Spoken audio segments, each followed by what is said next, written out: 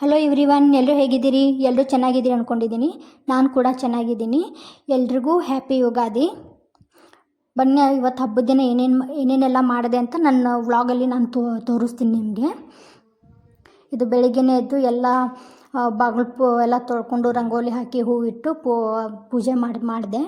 ಅಲ್ಲಿ ಇದನ್ನಕ್ಕೆ ಗುಡಿಪಾಡ್ವ ಅಂತ ಕರಿತೀವಿ. ಇದಕ್ಕೆ ನಾನು ನಿಮಗೆ ಇಲ್ಲಿ ವಿಡಿಯೋದಲ್ಲಿ ತೋರಿಸ್ತಿದ್ದೀನಲ್ಲ, ಇದು ವರ್ಷದ ಮೊದಲನೇ ದಿನ ಅಲ್ಲ, ಹಾಗಾಗಿ ನಾವು ಜಾಸ್ತಿ ಇಂಪಾರ್ಟೆನ್ಸ್ ಕೊಡೋದು ಬೇವು, ಆಮೇಲೆ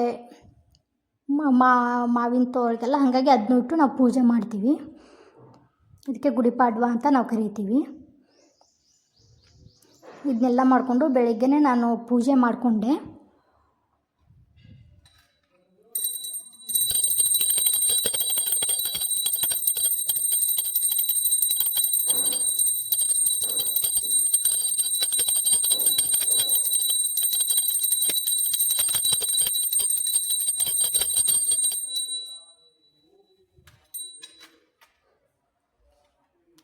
ಇವತ್ತು ನಾನು ಏನೇನೆಲ್ಲ ಅಡುಗೆ ಮಾಡ್ತೀನಿ ಅಂತ ಹಬ್ಬದ ದಿನ ನಿಮ್ಗೆ ತೋರಿಸ್ತೀನಿ. ನಾನು ಹೋಳಿಗೆ ಮಾಡಬೇಕಂತ ಇದು ಮಾಡಿದ್ದೆ. ಅದಕ್ಕೆ ನಾನು ಕಡಲೆಬೇಳೆನ ಬೇಯಿಸ್ಲಿಕ್ಕೆ ಇಟ್ಕೊಂಡೆ.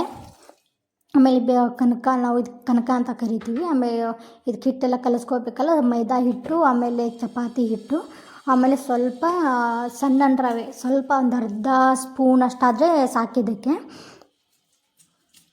ಹಾಕಿ, ಸ್ವಲ್ಪ ಅರಶಿನ, ಉಪ್ಪು ಎಲ್ಲ ಹಾಕಿ ನೀಟಾಗಿ ಕಲಿಸ್ಕೋಬೇಕು. ಇದನ್ನ ಕಲಿಸ್ಕೊಂಡು ಸ್ವಲ್ಪ ಎಣ್ಣೆ ಹಾಕ್ಕೊಳ್ಬೇಕು, ಅಂದರೆ ನೀಟಾಗಿ ಚಪಾತಿ ಮಿದುವಾಗಿ ಬರುತ್ತಿದ್ದು. ಆಮೇಲೆ ಈ ಕಡೆ ಎಲ್ಲ ಇದನ್ನು ಕುದ್ದಿತ್ತು, ಬೇಳೆಯನ್ನು ಇದಕ್ಕೆ ಬೆಲ್ಲ ಹಾಕಿ ಬೇಯಿಸ್ಕೊಳ್ತಿದ್ದೆ. ಇದು ನೀಟಾಗಿ ಸ್ವಲ್ಪ ನೀಟಾಗಿ ಬಂದರೆ ಕೂಡ್ಕೊಳುತ್ತೆ ಬೆಲ್ಲ, ಆಮೇಲೆ ಕಡಲೆಬೇಳೆ ನೀಟಾಗಿ ಕೂಡ್ಕೊಳುತ್ತೆ. ಹಂಗೆ ಸ್ವಲ್ಪ ಬಿಸಿ ಮಾಡ್ಕೊಂಡು ಎರಡೂ. ಹಬ್ಬದ ದಿನ ಹೋಳಿಗೆ ಇದ್ರೇ ಚೆಂದ.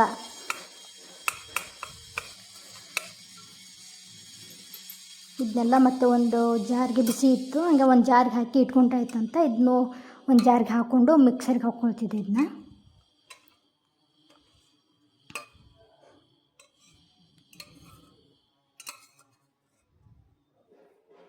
ಇದನ್ನು ಎಲ್ಲ ಮಿಕ್ಸರ್ಗೆ ಹಾಕ್ಕೊಂಡು ಆಮೇಲೆ ಹೋಳಿಗೆನೂ ಮಾಡಿಕೊಂಡೆ. ಹೋಳಿಗೆನೂ ಕೂಡ ತುಂಬ ಚೆನ್ನಾಗಿ ಬಂದಿತ್ತು, ಮಿದುವಾಗಿ ಬಂದಿತ್ತು. ಎಲ್ಲ ಕನಕನೂ ನೀಟಾಗಿ ನೆಂದಿತ್ತದು. ಸೊ ಎಣ್ಣೆ ಸ್ವಲ್ಪ ಜಾಸ್ತಿ ಹಾಕಿದ್ದೆ. ಆಮೇಲೆ ಅದು ಕೂಡ ನೀಟಾಗಿ, ಆಮೇಲೆ ಕನಕ ಆಮೇಲೆ ಹೂರಣ ಎರಡೂ ಕೂಡ ನೀಟಾಗಿ ಎರಡೂ ಒಂದೇ ಸಮಾನದಲ್ಲಿ ಇತ್ತು. ಹಾಗಾಗಿ ಹೋಳಿಗೆ ಕೂಡ ತುಂಬ ಮಿದುವಾಗಿ ಚೆನ್ನಾಗಿ ಬಂದಿತ್ತು ಆ್ಯಕ್ಚುಲಿ.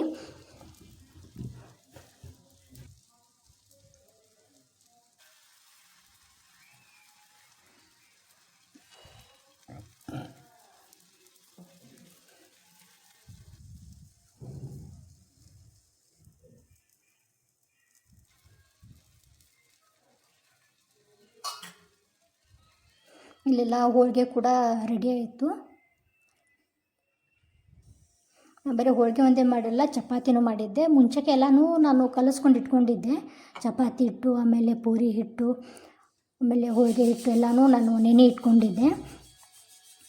ಅದಕ್ಕೆಲ್ಲ ಸ್ವಲ್ಪ ಎಣ್ಣೆ ಹಚ್ಚಿ ಇಟ್ಕೊಂಡ್ರೆ ಬೇಗ ನೆನೆದ್ಬಿಡುತ್ತೆ ಅಂತ ಬೆಳಗ್ಗೆನೇ ಎಲ್ಲ ಇದು ಮಾಡಿಕೊಂಡು ರೆಡಿ ಮಾಡ್ಕೊಂಡಿದ್ದೆ.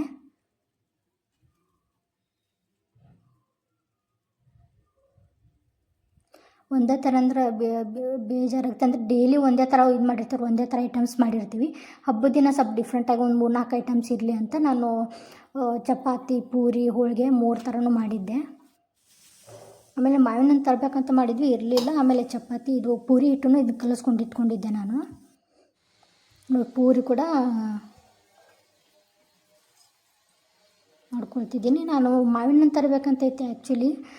ನೋಡಿದ್ವಿ, ಇರಲಿಲ್ಲ, ಸರಿಯಾಗಿರಲಿಲ್ಲ. ಯಾಕಂದ್ರೆ ಆಮೇಲೆ ನೋಡಿದ್ದೆಲ್ಲ ಅಷ್ಟು ತುಂಬ ಕಾಯಿ ಅನ್ನಿಸ್ತಿತ್ತು. ಹಾಗಾಗಿ ಇನ್ನೂ ಬಂದಿಲ್ಲ ಅಂದ್ಕೊಂಡು ನಾನು ಹೋಳಿಗೆ ಶಿಕರಣಿ ಒಂದೇ ಮಾಡ್ಬೇಕಂತ ಮಾಡಿದ್ದೆ ಆ್ಯಕ್ಚುಲಿ ಹೇಳ್ಬೇಕಂದ್ರೆ. ಹಾಗಾಗಿ ಇರಲಿಲ್ಲಲ್ಲ, ಹಾಗಾಗಿ ಪೂರಿನೆಲ್ಲ ಮಾಡಿದ್ರಾಯಿತು ಅಂದ್ಕೊಂಡು ಮತ್ತು ಪೂರಿ, ಚಪಾತಿ, ಹೋಳಿಗೆ ಎಲ್ಲನೂ ಮಾಡಿಕೊಂಡೆ. ನಮ್ಮ ಕಡೆ ಎಲ್ಲ ಹೋಳಿಗೆ ಶಿಕರಣಿ ತಿನ್ನೋದು ಜಾಸ್ತಿ. ಆಮೇಲೆ ಸಾಂಬಾರಿಗೆ ನಾನು ಈರುಳ್ಳಿ ಬೇಯಿಸ್ಕೊಳ್ತೀನಿ, ಸ್ವಲ್ಪ ಕಟ್ ಮಾಡ್ಕೊಂಡು ಒಂದು ಅರ್ಧ ಈರುಳ್ಳಿ ಕಟ್ ಮಾಡಿಕೊಂಡೆ.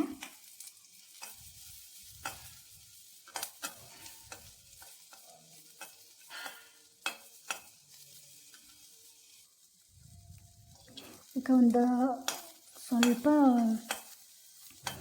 ಕೊಬ್ಬರಿನ ಅದನ್ನು ನಾನು ಸಣ್ಣದಾಗಿ ಕಟ್ ಮಾಡಿಕೊಂಡು ಅದನ್ನು ಹುರ್ಕೊಳ್ತಿದ್ದೆ. ನಾನು ಒಂದು ದಿನಕ್ಕೆ ಆಗೋಂಗೆ ಅಷ್ಟೇ ಮಾಡಿದ್ದೆ, ಜಾಸ್ತಿ ಮಾಡಿರಲಿಲ್ಲ. ಆಮೇಲೆ ಸಾಂಬಾರಿಗೆ ಸ್ವಲ್ಪ ಕರಿಕಾಳು, ಚಕ್ಕೆ, ಲವಂಗ, ಹೂವು,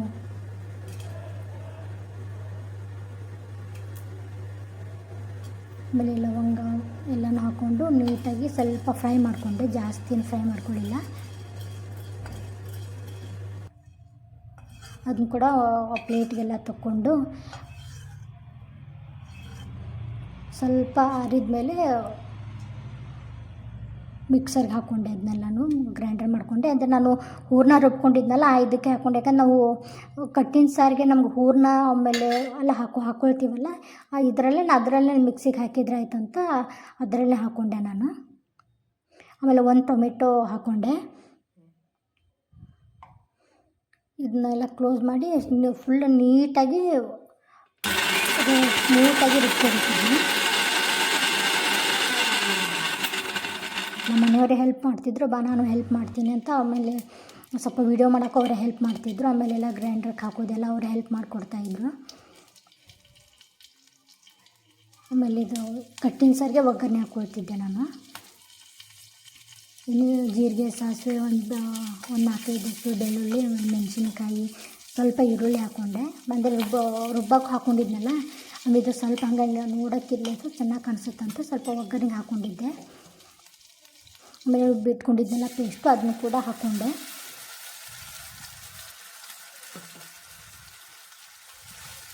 ಹಾಕ್ಕೊಂಡು ನೀಟಾಗಿ ಕಲಿಸ್ಕೊಂಡಿದ್ದೆ. ಕಾಯ್ದಿರುತ್ತಲ್ಲ, ಸಿಡಿತಿರ್ತ ಸ್ವಲ್ಪ ನೀಟಾಗಿ ಕಲಿಸ್ಕೊಂಡೆ. ಆಮೇಲೆ ಇನ್ನೂ ಸ್ವಲ್ಪ ನೀರು ಹಾಕ್ಕೊಂಡು ಇರುತ್ತಲ್ಲ, ಆಮೇಲೆ ಕಟ್ಟಿರುತ್ತಲ್ಲ ಅದನ್ನು ಕೂಡ ನಾನು ಹಾಕ್ಕೊಂಡೆ.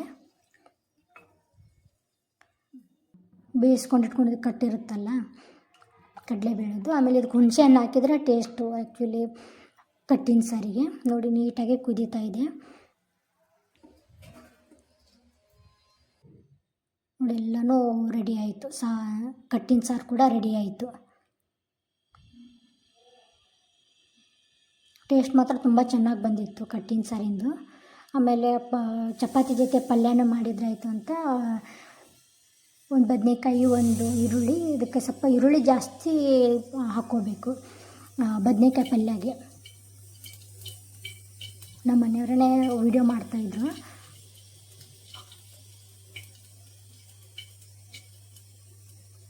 ಸ್ವಲ್ಪ ಎಣ್ಣೆ ತಕ್ಷಣ ಜೀರಿಗೆ, ಸಾಸಿವೆ, ಕೊತ್ತಂಬರಿ, ಮೆಣಸಿನ್ಕಾಯಿ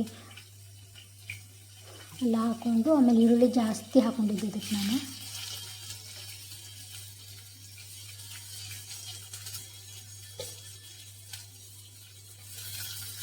ಆಮೇಲೆ 2 ಬದನೆಕಾಯಿ ಕಟ್ ಮಾಡ್ಕೊಂಡಿದ್ದೆ.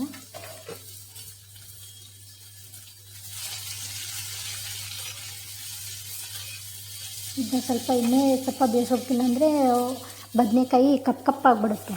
ಹಾಗಾಗಿ ಬೇಯಿಸ್ಕೊಂಡು ಸ್ವಲ್ಪ ಫ್ರೈ ಮಾಡಿಕೊಂಡು ಆಮೇಲೆ ಒಂದು ಟೊಮೆಟೊ ಹಾಕ್ಕೊಂಡು, ಇದಕ್ಕೆ ಟೊಮೆಟೊ ಸ್ವಲ್ಪ ಜಲ್ದಿ ಬೇಯಬೇಕಲ್ಲ, ಹಾಗಾಗಿ ಸ್ವಲ್ಪ ಉಪ್ಪು ಹಾಕ್ಕೊಂಡೆ. ಆಮೇಲೆ ಅರಿಶಿನ ಹಾಕ್ಕೊಂಡು ನೀಟಾಗಿ ಕಲಿಸ್ಕೊಂಡು, ಅಂದರೆ ಟೊಮೆಟೊ ಬೇಗ ಬೆಂದ್ಬಿಡುತ್ತೆ ಅಂತ.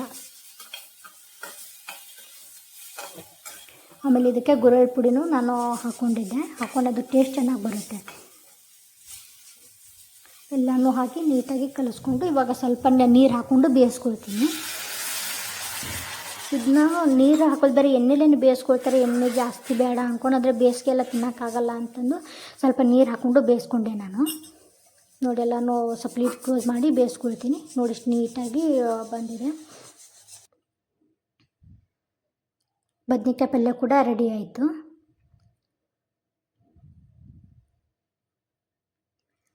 ಆಮೇಲೆ ಸ್ವಲ್ಪ ಕೋಸಂಬರಿ ಮಾಡ್ಬೇಕಂತ ಮಾಡಿದ್ದೆ. ಆಮೇಲೆ ಇದಕ್ಕೆ ಉದ್ದಿನಬೇಳೆನೂ ಹಾಕ್ಕೊಂಡೆ. ಸ್ವಲ್ಪ ನೀರು ಹಾಕಿ ಸ್ವಲ್ಪ ನೆನೆಕ್ಕೆ ಇಟ್ಕೊಂಡಿದ್ದೆ ಬೆಳಗ್ಗೆನೆ.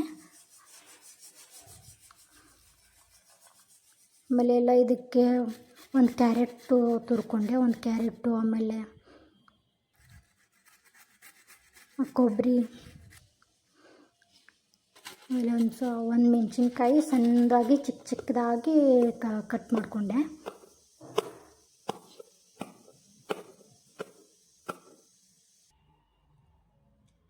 ಇದನ್ನ ಒಂದು ಬೌಲ್ಗೆ ಹಾಕ್ಕೊಂಡು ನೀಟಾಗಿ ಕಲಿಸ್ಕೊಳ್ತೀನಿ ಇದನ್ನ.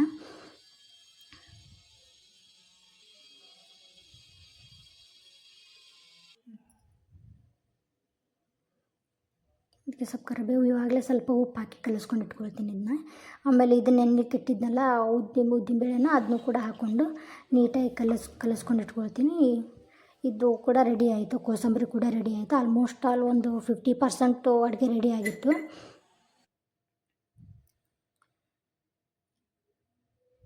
ಕೋಸಂಬರಿ ಇದೇ ಚೆಂದ ಹೋಳಿಗೆ ಜೊತೆ, ಹಾಗಾಗಿ ಕೋಸಂಬರಿನೂ ಮಾಡಿದ್ದೆ.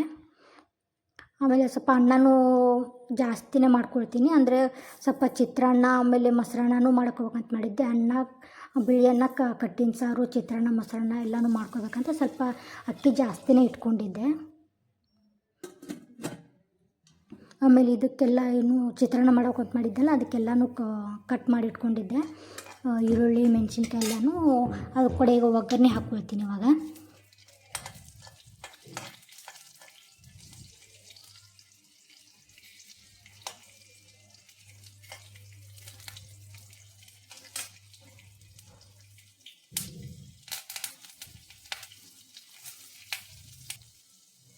ಎಲ್ಲನೂ ಸ್ವಲ್ಪ ಉಪ್ಪು, ಖಾರ ಎಲ್ಲನೂ ಹಾಕಿ ಸ್ವಲ್ಪ ಸಕ್ಕರೆ ಹಾಕ್ಕೊಳ್ತೀನಿ. ಅಂದರೆ ಮೆಣಸಿನ್ಕಾಯಿ ತುಂಬ ಖಾರ ಇತ್ತು, ಹಾಗಾಗಿ ಅದನ್ನ ಹಾಕ್ಕೊಂಡೆ. ಆಮೇಲೆ ಎಲ್ಲ ಜಾಸ್ತಿನೇ ಮಾಡಿದ್ದನ್ನೆಲ್ಲ ಸ್ವಲ್ಪ ಎಲ್ಲ ಇದಕ್ಕೂ ಸ್ವಲ್ಪ ಒಗ್ಗರಣೆಗೆ ಹಾಕ್ಕೊಂಡೆ, ಚಿತ್ರಾನ್ನ ಮಾಡಿಕೊಂಡೆ. ಚಿತ್ರಾನ್ನ ಕೂಡ ರೆಡಿ ಆಯಿತು. ಇನ್ನು ಮತ್ತು ಸ್ವಲ್ಪ ಮೊಸರನ್ನನೂ ಮಾಡಬೇಕಂತ ಮಾಡಿದ್ದೆಲ್ಲ, ಮೊಸರನ್ನ ಕೂಡ ಅದನ್ನು ಸ್ವಲ್ಪ ಅನ್ನ ಜಾಸ್ತಿ ಮಾಡಿದ್ನಲ್ಲ ಅದು ಕೂಡ ಮೊಸರು ಹಾಕ್ಕೊಂಡು ಅದನ್ನು ಸ್ವಲ್ಪ ಉಪ್ಪು, ಖಾರ, ಉಪ್ಪು ಹಾಕ್ಕೊಂಡು ಆಮೇಲೆ ಸ್ವಲ್ಪ ಕೊತ್ತಂಬರಿ ಹಾಕಿ, ಆಮೇಲೆ ಸ್ವಲ್ಪ ಕೊತ್ತಂಬರಿ ಹಾಕಿದ್ರೆ ನೋಡೋಕೆ ಚೆನ್ನಾಗಿ ಕಾಣಿಸುತ್ತೆ. ಆಮೇಲೆ ಒಗ್ಗರಣೆ ಕೂಡ ಹಾಕ್ಕೊಂಡೆ ಇದಕ್ಕೆ. ನೋಡಿ, ಇದು ಕೂಡ ರೆಡಿ ಆಯಿತು, ಮೊಸರನ್ನನೂ ಕೂಡ ರೆಡಿ ಆಯಿತು. ಮನೆಯಿಂದ ನಾನು ಹಪ್ಪಳ, ಸಂಡಿಗೆ ಎಲ್ಲನೂ ತಂದಿದ್ನಲ್ಲ, ಅವನು ಕೂಡ ಹೋಳಿಗೆ ಜೊತೆ ಕಾಂಬಿನೇಷನ್ ಚೆನ್ನಾಗಿರುತ್ತಂತ ಇದನ್ನು ಕೂಡ ಎಲ್ಲನೂ ಕರೆದಿಟ್ಕೊಂಡೆ.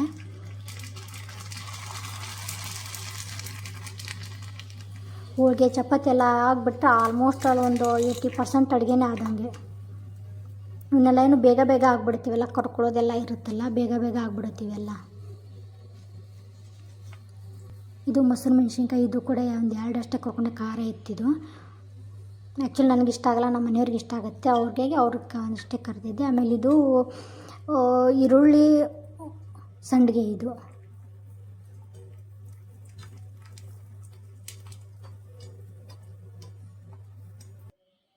ಎಲ್ಲನೂ ಕರೆದಿಟ್ಕೊಂಡೆ. ಆಮೇಲೆ ಲಾಸ್ಟಿಗೆ ಒಂದು ಬಜ್ಜಿ ಒಂದು ಇರಲಿ ಅಂತ ಅದನ್ನೊಂದೆಲ್ಲನೂ ಆಲ್ಮೋಸ್ಟ್ ಆಗಿತ್ತು, ಒಂದು 90% ಅಡುಗೆ ಆಗಿತ್ತು. ಹಾಗಾಗಿ ಇದನ್ನು ಸ್ವಲ್ಪ ಕಡಲೆ ಹಿಟ್ಟು, ಆಮೇಲೆ ಅಜ್ವಾನ, ಉಪ್ಪು, ಖಾರ ಎಲ್ಲ ಹಾಕಿ ನೀಟಾಗಿ ಸ್ವಲ್ಪ ನೀರು ಹಾಕಿ ಜಾಸ್ತಿ ಸ್ಮ್ಯಾಶ್ ಹಾಕ್ಬೇಕಂದ್ರೆ ಒಂಥರ ಸ್ಪಾಂಜಿ ಬರುತ್ತೆ. ನಾನು ಫುಲ್ಲು ಕೈಯಿಂದ ಬರುತ್ತಾ ಫುಲ್ ಇದು ಮಾಡಿಕೊಂಡೆ. ಆಮೇಲೆ ಹಾಗಾಗಿ ಬಜ್ಜಿ ತುಂಬ ಚೆನ್ನಾಗಿ ಬಂದಿತ್ತು.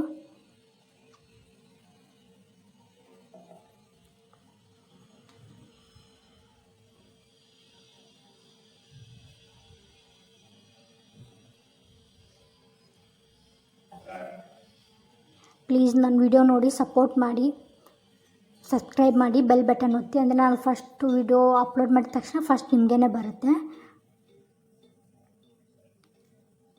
ನನ್ನ ಚಾನಲ್ಗೆ ಸಪೋರ್ಟ್ ಮಾಡಿ, ಲೈಕ್ಸ್ ಆ್ಯಂಡ್ ಕಮೆಂಟ್ಸ್ ಹಾಕಿ. ನೋಡಿ ಎಷ್ಟು ನೀಟಾಗಿ ಸ್ಪಾಂಜಿಯಾಗಿ ಬಂದಿದೆ. ಅಂದರೆ ಫುಲ್ ಕೈಲಿ ಸ್ಮ್ಯಾಶ್ ಮಾಡ್ಬೇಕು, ಜಾಸ್ತಿ ಒಂದು ಹಿಂಗೆ ನಾವು ಕೇಕಿಂದ ಇದನ್ನೆಲ್ಲ ಹೆಂಗೆ ಇದು ಮಾಡ್ತೀವಲ್ಲ, ಬೀಟ್ ಮಾಡ್ತೀವಲ್ಲ, ಆ ಥರ ಕೈಲಿ ಬೀಟ್ ಮಾಡಬೇಕು. ಯಾವುದೇ ಆಗಲಿ ನಾವು ಬಜ್ಜಿ ಹಂಗೆ ಮಾಡಿದ್ರೇ ಅದು ಒಂಥರ ಸ್ಪಾಂಜಿ ಬರುತ್ತೆ ಒಳಗಡೆ. ನಾವು ಆಮೇಲೆ ಸ್ವಲ್ಪ ಎಣ್ಣೆ ಹಾಕಿದ್ದೆ ನಾನು, ಅದು ಮತ್ತು ಏನೂ ಸೋಡಾ ಏನೂ ಹಾಕಿರಲಿಲ್ಲ ಆ್ಯಕ್ಚುಲಿ ಹೇಳ್ಬೇಕಂದ್ರೆ. ನಾವು ಕೈಲೇ ಬೀಟ್ ಮಾಡಿದಾಗಲೇ ಎಲ್ಲನೂ ಥರ ಸ್ಪಾಂಜಿ ಚೆನ್ನಾಗಿ ಬರುತ್ತಿದ್ದು. ನೋಡಿ, ಬಜ್ಜಿ ಕೂಡ ರೆಡಿ ಆಯಿತು. ಆಮೇಲೆ ಲಾಸ್ಟಿಗೆಲ್ಲ ಊಟ ಆದ ತಕ್ಷಣ ಮಜ್ಜಿಗೆ ಇದ್ದರೆ ಚೆನ್ನಾಗಿರುತ್ತಲ್ಲ, ಹಾಗಾಗಿ ಆಮೇಲೆ ಇದಕ್ಕೆ ನಾನು ಸ್ವಲ್ಪ ಶುಂಠಿ ಮಸಾಲ ಮಜ್ಜಿಗೆ ಮಾಡಿದ್ರೆ ಆಯ್ತಂತ ಶುಂಠಿ, ಬೆಳ್ಳುಳ್ಳಿ ಜಜ್ಜಿ ಹಾಕ್ಕೊಂಡೆ. ಆಮೇಲೆ ಸ್ವಲ್ಪ ಉಪ್ಪು, ನೀರು ಹಾಕ್ಕೊಂಡು ಕಡ್ದಿಟ್ಕೊಂಡೆ. ನೋಡಿ, ಎಲ್ಲನೂ ರೆಡಿ ಆಯಿತು, ಆಲ್ಮೋಸ್ಟ್ ಆಲ್ ರೆಡಿ ಆಯಿತು. ಆಲ್ಮೋಸ್ಟ್ ಫುಲ್ ರೆಡಿ ಆಯಿತು ನೋಡಿ. ಚಪಾತಿ, ಹೋಳಿಗೆ, ಪೂರಿ, ಸಂಡಿಗೆ, ಚಿತ್ರಾನ್ನ, ಮೊಸರನ್ನ, ಅನ್ನ, ಸಾರು, ಬದ್ನಿಕಾಯಿ ಪಲ್ಯ ಎಲ್ಲನೂ ರೆಡಿ ಆಯಿತು. ಪ್ಲೀಸ್ ನನ್ನ ವಿಡಿಯೋ ನೋಡಿ ಸಪೋರ್ಟ್ ಮಾಡಿ. Thank you for watching.